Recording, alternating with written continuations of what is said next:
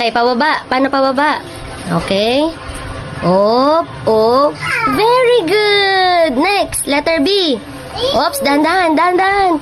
Yay! Next, E. Op, op. Op. Diretso, diretso, diretso. Hindi, diretso mo. Doon, diretso doon.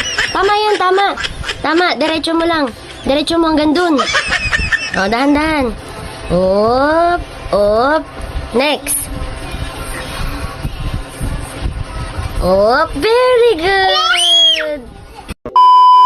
Binilhan ko nga nitong tracing workbook si Kaden dahil masyado na nga siyang maraming alam sa maraming bagay at mahilig na nga rin talaga siya magsulat. Nainganyo nga talaga akong bumili nito dahil bukod sa pwede mo siyang paulit-ulit gamitin kasi nga meron siyang kasamang erasable writing pen na magagamit mo nga sa pagtitrace ng mga lines, ng mga shapes, ng mga letters and numbers, and dito talaga matututo ang bata kung paano i-trace or sundan yung mga lines na naririto. 64 pages nga ito mga Mars, kaya pati ikaw malilibang din sa pagtuturo sa anak mo. Ang kagandahan nga nito kasi hindi rin naman maboboring ang bata kasi iba-iba nga yung mga designs niya.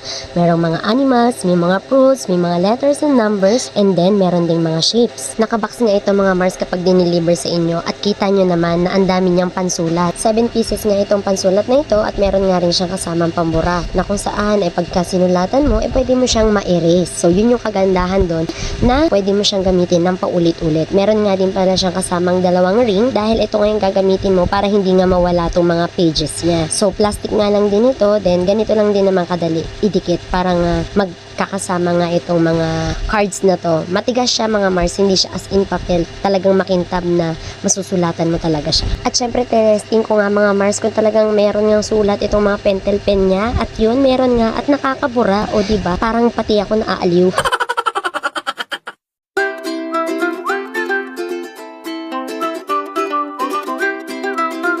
Kaya naman Mars, kung meron ka ring 2 to 6 years old na anak at sinasabi ko na sa'yo, kailangan niya to. Kaya ano pang hinihintay mo? I-check out mo na sa ating Yellow Basket!